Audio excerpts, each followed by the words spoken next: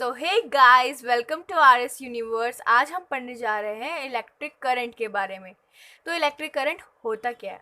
Electric current is the flow of electric charge. Electric charge का flow होता है, तो इलेक्ट्रिक चार्ज जिसको हम इलेक्ट्रॉन्स बोलते हैं, उनका फ्लो होता है, उसको हम इलेक्ट्रिक करंट बोलते हैं।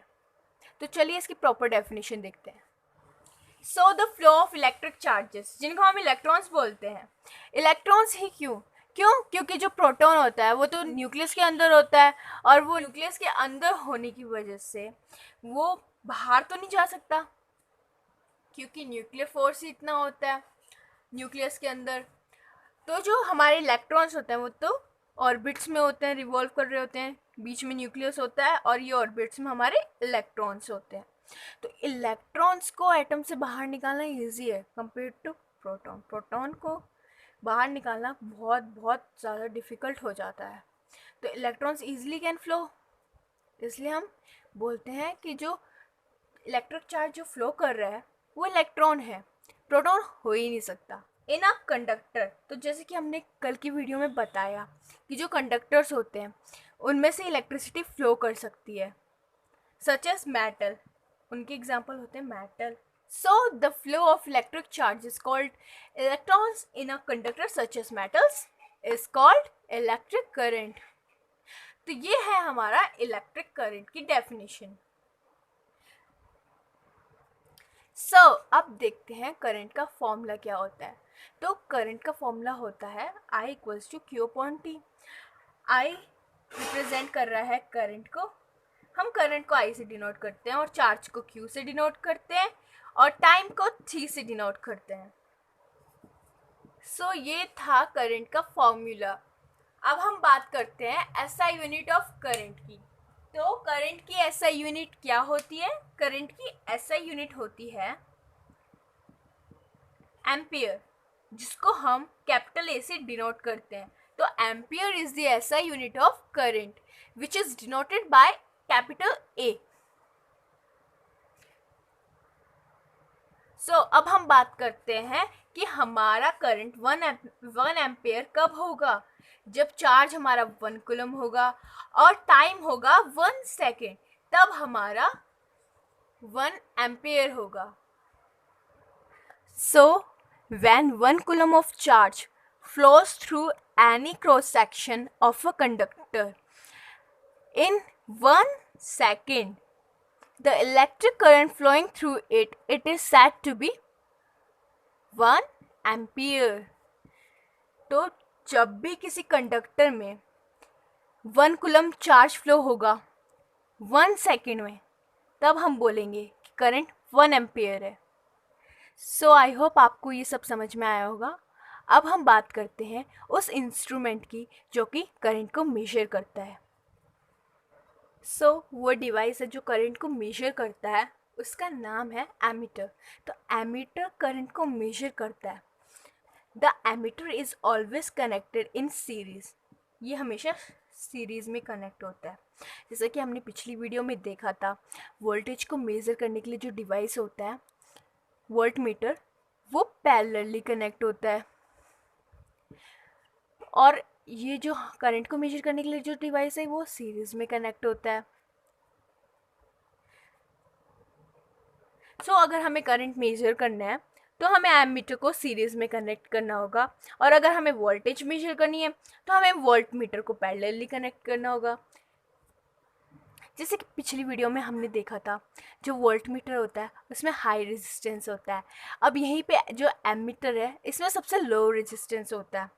लो रेजिस्टेंस इसलिए होता है क्योंकि इसको क्या मेज़र करना होता है? करंट। तो अगर इसका हाई रेजिस्टेंस होगा तो ये करंट को कैसे मेज़र करेगा, पूरे करंट को? तो इसलिए एमीटर का जो रेजिस्टेंस होता है वो लो होता है, ताकि वो जो करंट फ्लो कर रहा है उसकी अमाउंट कम ना हो जाए। मतलब जो करंट की जो अमाउंट है वो सेम होनी चाहिए। तो इसलिए उसका सबसे कम रेजिस्टेंस होता है कि वो करंट को रेजिस्ट ना करे, करंट को रोके नहीं, और जितना भी करंट फ्लो हो रहा है वो हमें बता दे कि कितना फ्लो हो रहा है। तो आप ये बात याद रखिए कि एमीटर को हम सीरीज में कनेक्ट करते हैं, और दूसरा उसका रेजिस्टेंस लो होता है। तो ये दो चीज़ें आपको ध्यान में रखनी है।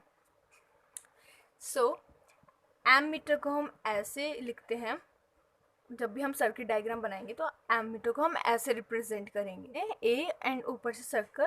तो सपोज हम एमीटर को कंडक्टर के साथ कनेक्ट करें तो ये तो सीरीज में कनेक्ट होगा, तो ये ऐसा कनेक्ट हो जाएगा और ये करंट फ्लो कर रही है इसकी में से, ये कंडक्टर है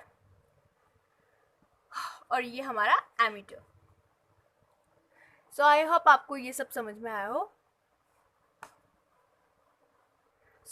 अगर दो पॉइंट्स के बीच में पोटेंशियल डिफरेंस है तो हमारा करंट फ्लो होगा।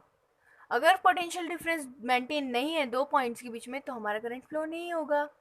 तो अब हम बात करते हैं कि कैसे हम पोटेंशियल डिफरेंस को मेंटेन कर सकते हैं, कैसे continuous flow of electric current हो सकता है।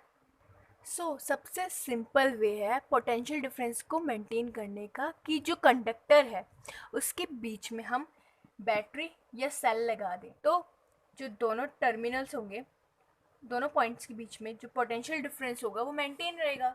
तो ये सबसे सिंपल वे है, क्योंकि सेल की जो एक टर्मिनल होती है वो पॉजिटिव होती है, दूसरी नेगेटिव होती है, तो हमेशा जो पोटेंशियल डिफरेंस रहेगा वो इन दो टर्मिनल्स में मेंटेन रहेगा। इसलिए जब भी हमें कंटिन्यूस फ्लो इलेक्ट्रिक करंट चाहिए तब हम सेल या बैटरी को कंडक्टर के बीच में लगा देंगे और उन दोनों पॉइंट्स पे जो पोटेंशियल डिफरेंस होगा वो मेंटेन रहेगा। Let's talk about the direction of electric current. तो इलेक्ट्रिक करंट की डायरेक्शन क्या होती है? बाय कन्वेंशन जो शुरू से ही जो हम डायरेक्शन लेते हैं इलेक्ट्रिक चार्जेस की, the flow of electric charges की, वो होती है positive terminal of a cell और battery to negative terminal of a cell और बैटरी। पॉजिटिव से नेगेटिव फ्लो कर रहा है करंट, हम ये मानते हैं शुरू से ही। बट जबकि एक्चुअल डायरेक्शन क्या होती है? एक्चुअल डायरेक्शन करंट की होती है negative to positive terminal of a cell और बैटरी। एक्चुअली होती है, बट हम लेके ये चलते हैं पॉजिटिव टू नेगेटिव, जबकि होती है negative to positive. So let's see how the current flows in a wire. जब भी हम बैटरी को कनेक्ट करते हैं मेटल वायर से तो जो इलेक्ट्रॉन्स होते हैं वो नेगेटिव टू पॉजिटिव मूव करते हैं। The direction of electron flow is negative terminal to positive terminal, मतलब कि जो करंट फ्लो हो रहा है वो नेगेटिव टू पॉजिटिव हो रहा है। बट जैसे कि जो डायरेक्शन ऑफ कन्वेंशन करंट है वो होती है पॉजिटिव टू नेगेटिव, बट जबकि एक्चुअल डायरेक्शन क्या है? Negative to positive. जैसा कि आप सब देख सकते हैं जो इलेक्ट्रॉन्स है वो नेगेटिव टू पॉजिटिव मूव कर रहे हैं, and the direction of convention current is positive to negative. ये सिर्फ हम मान के चलते हैं, जबकि एक्चुअल डायरेक्शन है नेगेटिव टू पॉजिटिव, और हम मान के क्या चलते हैं? Positive to negative. I hope आपको ये सब समझ में आया हो। अगर फिर भी आपको कोई डाउट हो तो आप कमेंट सेक्शन में पूछ सकते हैं। Thanks for watching this video.